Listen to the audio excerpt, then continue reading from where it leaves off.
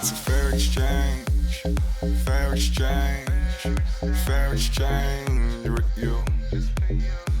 Yo, know me as the guy with the game plan, shoot with the tie and the Ray-Bans.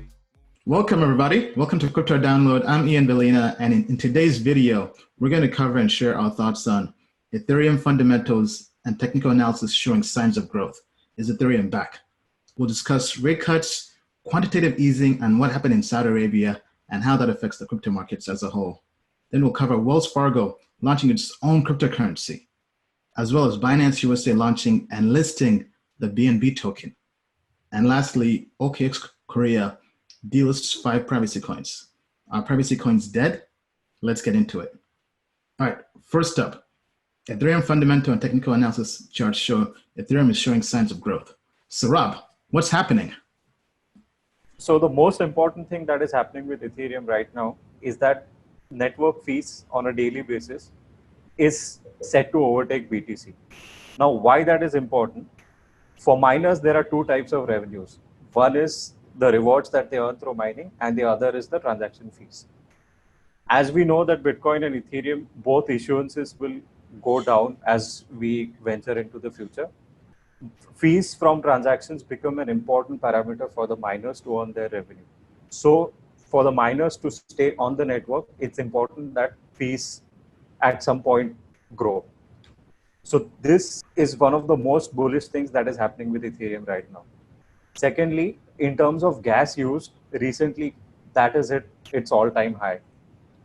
Third thing is the network hash rate has been growing for last few months and it has reached its 10-month high in this week. On the DeFi side, in the last year or so, more than 500 million loans have originated through Ethereum's DeFi. Outstanding loans are somewhere around 150 million right now. And other important thing is that with Tether's migration from Bitcoin blockchain to the Ethereum blockchain, the stable coins on Ethereum is somewhere around $3 billion as of now. So fundamentally, things are picking up for Ethereum. What are your thoughts, Bill, on the technical side? Okay, well, hearing everything you just said, it just makes so much sense matching up what you said along with what's going on the charts, right? You know, simply put, Ethereum broke a big downtrend line and the downtrend is not your friend anymore. So that means the uptrend is. If you look at basic Elliott wave analysis, we have a confirmed bottom looking at a sort of a longer time frame chart for the crypto universe. That's on a 2-day chart. And Ethereum is breaking things like the 200-day moving average. For example, last night's price action, right? It came down, it retested the 200-day moving average at like 205. And now as we speak, it's up 4% off to the races. So everybody thought Ethereum was dead at 180. Naturally, that creates a bottom and then off it goes. The only other thing I would add is that, you know, the SEC a long time ago said Ethereum is a currency, not a security. And we're in a world now where there's going to be really strong demand for alternatives to fiat currency, and Ethereum fits that bill. Wow. I mean, so Ethereum fundamentals are growing, the TA is showing signs of growth. This could be it, right? So thank you guys for that insight. Next up, rate cuts. We all know what's happening with the US government, the US dollar, and the Fed just cut rates again. And then there are talks of quantitative easing happening this year.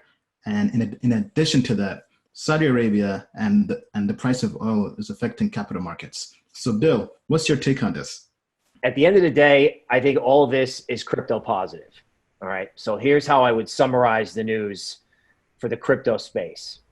People are having trouble borrowing money overnight in the financial system. The Federal Reserve is trying to flood the market with money, but it's still not enough. Now, you might say, well, why did that happen and who cares? Well, it happened because I think what happened in Saudi Arabia, and when you have a 20% spike in the price of oil, it's created a problem. Do we know what the problem is? No. And that in itself is a problem. All right. So somebody needs liquidity, somebody needs money, and we don't know why. All right. So eventually what's going to happen is the Fed's eventually either going to have to put the money in the system through traditional methods, or it's going to have to print dollars and push it in the system. Now, for crypto people, the last time the Fed did this, Bitcoin went from 7,500 to 13,000 on a rope. I think we're experiencing that right now in Ethereum. All right. And I think it's eventual that what happened in Saudi Arabia, which triggers some sort of financial event, eventually triggers a big crypto rally. So that was a lot in a little. Ian, back to you. Wow. I mean, things are ramping up for crypto, right? So as you mentioned, when the government starts printing more money, we think that's good for crypto. Okay, next up, Wells Fargo is in the news for launching its own cryptocurrency. The US-based financial services giant Wells Fargo is going to launch its own digital currency called Wells Fargo Digital Cash on its own first blockchain platform. The company announced the news on Tuesday, saying that the planned digital currency will bring in operational efficiencies, including real-time processing of payments. I mean, this sounds pretty big, and it also sounds like a possible Ripple killer. What's your take on this, Sam? Yeah, so I guess it could definitely be a possible Ripple killer. So Wells Fargo's the fourth largest bank by market cap, number 26 on the Fortune 500 list. It operates in 35 countries and has 70 million customers. So the article was basically just saying Wells Fargo Digital Cash will allow Wells Fargo to complete internal book transfers of cross-border payments using digitalized cash. And when people talk about the pros of Bitcoin, they usually talk about how much money like Wells Fargo charges for remittances. And we've heard horror stories of this many times, and how it would be much easier and cost effective to use Bitcoin. But I think it's important to note that this digital cash is only going to be used internally for Wells Fargo. And this isn't going to help people who are paying Wells Fargo huge amounts of money for cross-border remittances or anything. But as you were saying, it definitely has the possibility to like hurt Ripple.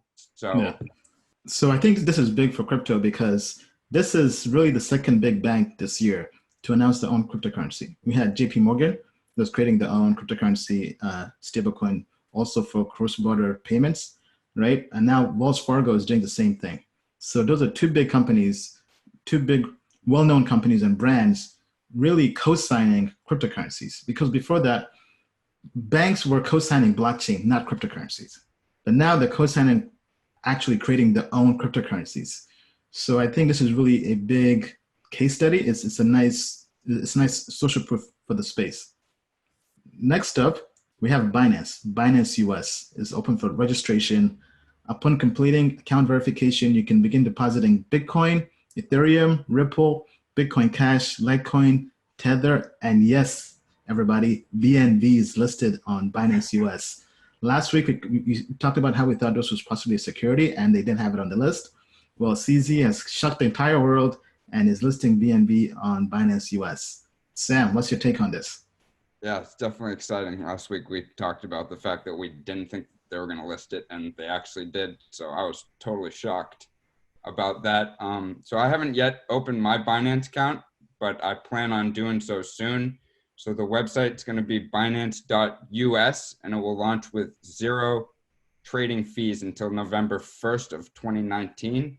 So people watching in the US get to trading.